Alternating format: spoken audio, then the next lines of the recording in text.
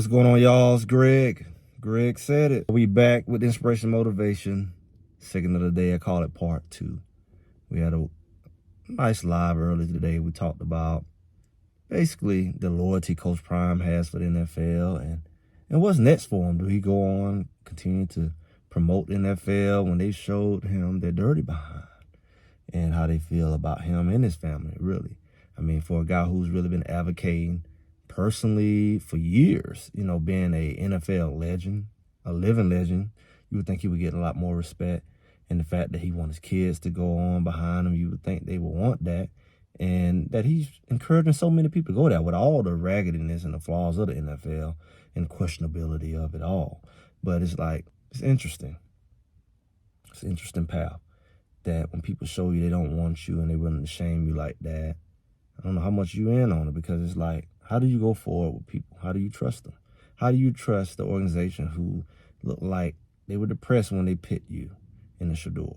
And the fact that you would trust that they would give you a fair chance. When they didn't pick you, then when they did, they treated you like, you know, some off the street.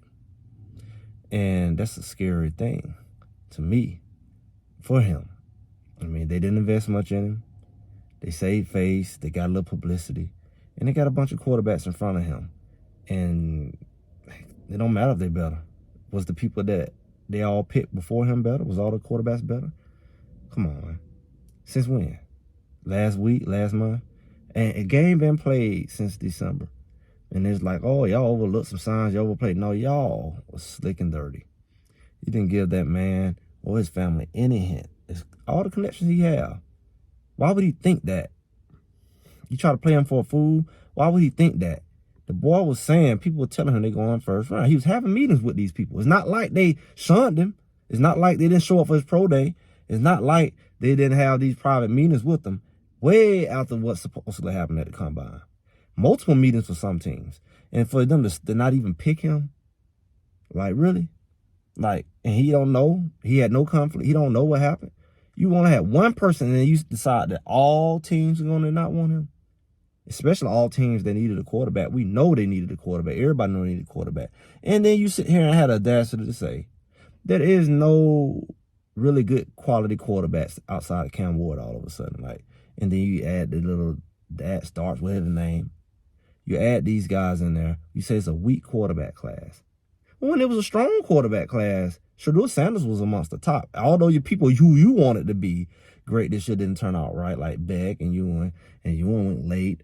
You know, those people who you tried to push preseason to rival Shedeur, and then Cam came back, and then it's like, you know, that wasn't enough for you. You had to go find some other people to try to throw over him. Got dirtballing the football all over the place and getting hurt every year, and he almost 30 years old, and you put him over Shedeur in a city that definitely wanted him, team that wanted him. It's silliness. And it brought home a point. And some people, you know, some people too silly for their own good in every area of life, not just football. That's why, you know, you silly here, you silly everywhere. Because they were hurt when I said that the NFL needs Shedeur. And instead of using the brain and having comprehension, they just get ignorant, right? It doesn't matter about you and what you think. And I said people like Shedeur, and I said all of it. And people still confused. It's foolishness. That's how he in the situation he in. Foolish people. Because at the end of the day, what is the NFL without Shedeur Sanders? People like Shedeur Sanders. And Shedeur Sanders, I said it. What is it? What do you have when you don't have people or a person who people want to come see? What is the NFL without a fan favorite? What is the NFL without that person who you put all over the billboards and sign the autographs? And, you know, that's anything. What is the NBA without a person who they push? Now, they push LeBron James and whatever. Some people love it, some people not. But what is it without him? You don't have none of this without these guys. If the people don't want to see them, they're not paying. That's crazy. They're not coming. They're not watching the game. Go for it. If I'm wrong, go show me the games that ain't got nobody they want to watch and see how many people come to their game. Everybody don't sell out. Like I said earlier, every game don't sell out. Only certain games when certain people playing. We saw it at Colorado. They didn't sell out until they played Colorado. We saw when Shedeur and Coach Prime and all of them was at Jackson State. They didn't sell out. They didn't even come to their own homecoming till they played Jackson State. Nobody was checking. People come to see people. That's what entertainment is all about. And believe it or not, specialists. Sports is entertainment. Almost too entertaining. Almost fake. If not almost. But it's all entertainment. They'll tell you that quick. Some weird stuff going on. It's entertainment. It's a production. You think? So since when do you not want, or nobody wants, the person who entertains? All of a sudden, entertainment is wrong. All of a sudden, you know, he's too this, he's too that. That's part of entertainment for everybody. That's it. I guess him. I mean, everybody is about, you know, at this point, everything is a show is entertainment. It's keep the crowd entertained. It's keep them coming back. It's keep them talking. That's what entertainment is. You got a guy who his whole family know how to entertain. And they ain't getting to all the other crap that make you have to throw them away. They're not going and beating somebody up and doing crazy stuff and on drugs and alcohol. They're not doing that. They just provide entertainment, the perfect mix, what you say you want. That's what the Sanders family provides. That's what Shedeur provides. He's trying to use his dad's blueprint. That's what it's about. He's taught them the way. That's typically why you want a person who's been there and their children, you know, they're already groomed for it. He's groomed for the interviews. He's groomed for what he called the haters. He's groomed for the lifestyle and what come with it. His dad has taught and is teaching him. So for you to say he's not prepared for meetings and stuff, okay. I mean, this is what he's been doing, especially interviews. Like, this is what his dad has been doing. That's what he's been doing since a kid, young kid. They've been in front of the camera. Football, that's all they do. You tell me he don't know the position, pretty much the only position he's played, he don't know nothing. Since when has he been described as a QB who don't know nothing? If anything, you took everything away from him except his brain and his accuracy and this and that. You took away all his athleticism. Now you say he don't know nothing right before the draft. He can't read coverage. He can't do this. If anything, he gonna be able to do that. These people got really desperate for whatever reason that they refused to be man enough to say that they didn't want him. Whether it's him, his dad, it's this, it's that, they all over the place. But it look foolish when you the hypocrite because you went and draft somebody else to do the same thing, or you ignore these traits in other people, but it only applies to him. It gets really ridiculous.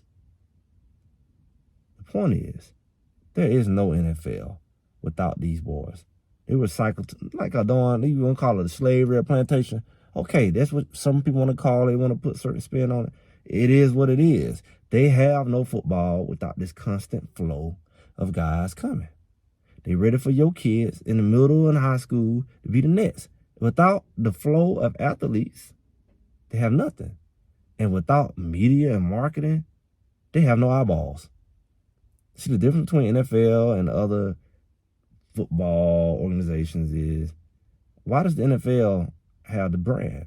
Why does NFL able to pack the stadiums and the other ones can't? Because the NFL is the place to be. That's where everybody want to be. It's like buying clothes, whatever. The popular clothes everybody want, and they willing to pay for it. You'll pay more to go to an NFL game than you go to UFL or all these other FLs, Canadian, European, whatever. They never going to produce, never have produced the results the NFL have. That's branding, that's marketing, that's having a lion share of the market. And they've done that by producing quality product. And that product is driven by exceptional talent and exceptional entertainers. People want to be entertained, they don't want to be bored. And it seems like the more and more time go by, the more people want to be entertained. And the more stream it gets, it's almost like, oh, they got to do it. Every time they do something, they got to, what we call showboat now. Old school people say it's not a sportsman. It's not a sportsman. But when you look at it now, everything is like, whoa, it's like wrestling mixed with football now. But that's what it is. They allow, it's a lot of stuff they couldn't do. They would get penalties for back in the day. Now they do it. You can do all kinds of, a whole routine after you score now. I don't even know where the line is.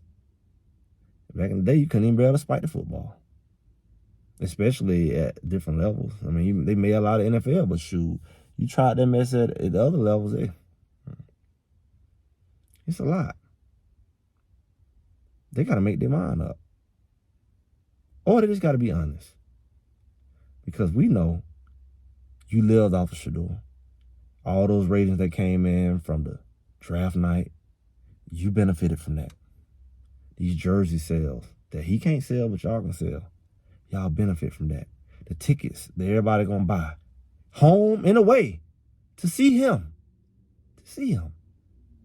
You benefit from that. The TV that nobody won't care and was looking for the Browns.